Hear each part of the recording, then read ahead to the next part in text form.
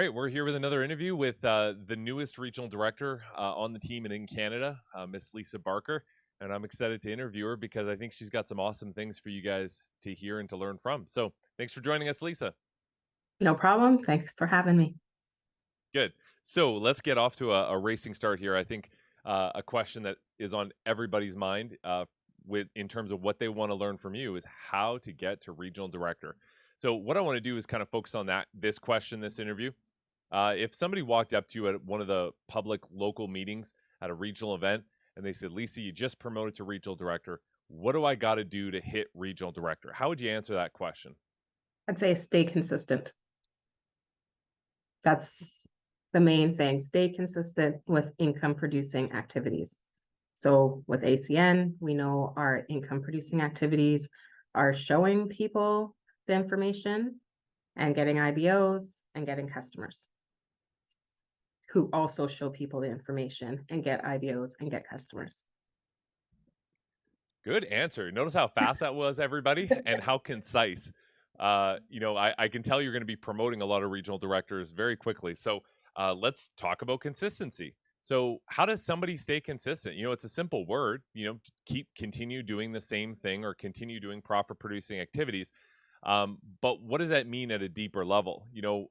When somebody's not consistent, what sort of things can they do to help them develop that characteristic? I would say putting things in your calendar, planning out your day, the day before or the week before, deciding what your goals are going to be each week, each day, and how you're going to accomplish those goals, which we know for ACN wise, it's those two activities, right? Now, those are some very practical things, I think, that are fantastic. There are sometimes maybe people that are chronic procrastinators, and I'm one of maybe, those. all right, this is good. Okay, we're going to get to some real, we're going to help some real people then. Yeah. And they know they've heard like, okay, calendar, okay, I know I should do that. And, procrastinator will say, I know I should do that. I know I should set goals. Man, I know I should do those things. So, how do we solve the procrastination issue? You just, As a former procrastinator. I still am. I still am. You just have to do it. You just have to do it. You put it in your calendar and what is that saying? Do what you said you would do at the time when the feeling that you had, you would do it in, right? So, when we're feeling really good about things, we're like, yeah, I'm going to do this. I'm going to set all these goals, set all these plans, and I'm going to implement them all. The whole thing is that you need to take that action, right? So if you don't take that action, you will just constantly be planning, constantly be not doing what you need to do, right? So it's more like all the things let's say that you don't like doing. So whether it's weight loss wise, I'm horrible with that, but if it's that, right? Like I know I need to go to the gym. I know I need to eat healthy. I know I need to meal plan, right? And I don't mean meal planning like what the bodybuilders do. Like I don't need to have like 4 ounces of chicken and this much rice and this much vegetables. Like I don't mean that, but whatever your plan is going to be, you need to implement it and follow through with it. And if you put it in your calendar, which I find helps me, I get those reminders, especially if I put it on my phone calendar. I get the reminders right off the bat. So the reminders are telling me, oh, this is the time you need to do this. That's the time I said I would do it in. So I've just told myself I said I would do it in this time when I was feeling great about it. So no matter what my feeling is towards it now, I need to do it because I'm making that promise to myself. That's awesome. I love that. And when solving the procrastination issue, I'd love to hear your opinion on what role environment, the people you hang around with on a regular basis, plays in your ability to not procrastinate anymore and become more consistent. Yeah. So I would say for me, like we all know people in our lives that, they may support you in your goals, but not necessarily actually give you that push towards your goals, right? So, you're going to be friends with everybody still. You're still going to like everybody. You're still going to, unless, they're completely disrespectful to you, but otherwise, you try to keep people in your lives and I start kind of compartmentalizing people. Like, if you hang around with people, like the 5 people that you hang around with is pretty much who you're going to end up being like, right? whether that's procrastination wise, whether that's money making wise, whether that's just personality wise, right? So you try to surround yourself with people who you consider to be better than yourself, right? So that way you're bringing yourself up, not just staying the same, nor are you taking yourself down by surrounding with people. Like, it feels great when you're the best person in the room, but what's the point in that, right? Because we're all living, and in life to live, you need to continue growing. Perfect answer. I mean, being around people that enable you to continue procrastinating doesn't get you anywhere. And No. what I've seen in your regional director journey is that you continually surround yourself with people who keep you accountable, people who challenge you, people who push you to move forward. So it's again, it's no shock that you're regional director and that you're going to go far beyond that and be one of the next RVPs with that kind of attitude. Um, on the procrastination issue as well, I think another element I'd like you to talk about is maybe personal development. Whether it's by yourself reading books and building your own personal development on your own, and then also maybe the role that environment plays in personal development and kind of the community of personal development, attending events and book club. I remember when we were running our book club during COVID. You were consistently on and consistently also participating and talking about Yeah. what you'd learned and sharing that with other people. So I'd love to hear your take on that. Personal development is huge.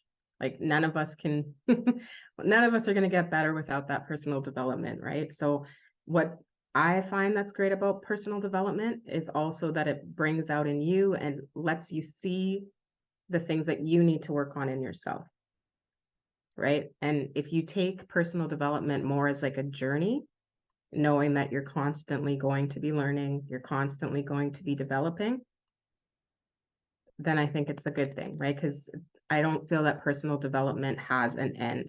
There's not an end goal with personal development. You're always going to be getting to be a better person. So it's something that you need to do, and you need to do it consistently as well. And you need to make it a priority. That's fantastic, and I'm just making notes here, but it's interesting. I'm going back up this tree that we've kind of went down to the root, and I'm going to come Yeah. back up here now, speaking about consistency and goal setting and the practicality of putting things in your event and your calendar. When getting to regional director, somebody needs to move their business forward, and Yes. practically speaking, if you want to get there in a reasonable amount of time or when you'd scheduled in terms of your goal, you're going to need to see progress. And to see progress, you've got to, like you said, put effort into those profit producing activities. Mhm. When you think about your progress to regional director, what leaped you forward in the biggest way in terms of progress? What sort of activities, or I guess what um, things did you learn, Mindset. skills did you develop Yeah. that accelerated your progress? Because I feel, maybe you can think of a season where, your progress was at one level, and then another season in your business where your progress was just accelerated in a way. Is there anything that you can think of that accelerated that progress? For me, it was who I was surrounding myself with. It was me challenging myself. I'm a competitive person in general. So just to be challenged is a huge thing for me. And so me challenging myself and having others challenge me, right? So other people always knew, like I said beforehand, like for instance, Richard, for instance, he always knew I was a leader. He always knew I was going to be all these things, right?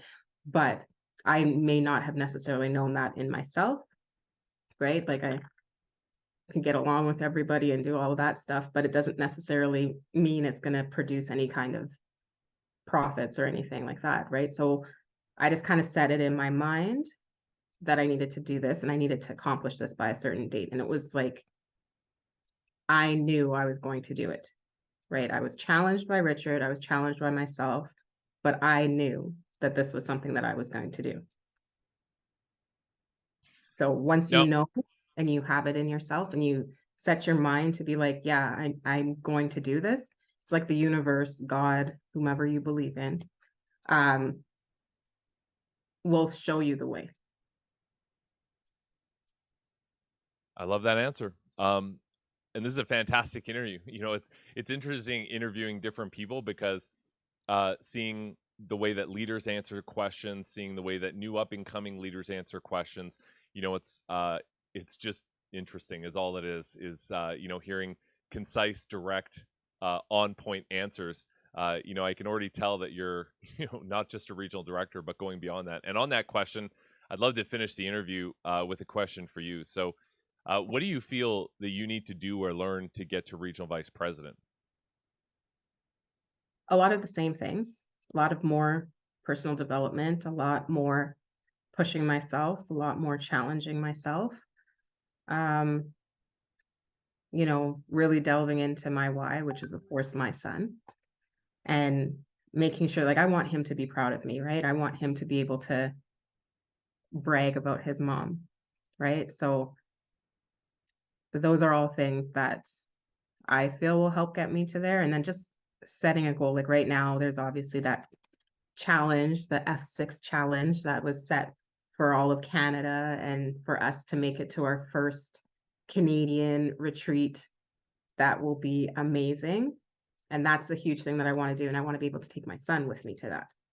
Right. So I need to qualify for that. I know what my qualifications are required of me. I know what's required of me. So I just need to do it with my team. Right. So as you have people are joining your team, you kind of instill that in them as well, find out what it is that they're wanting for themselves, and you show them how to get that for themselves.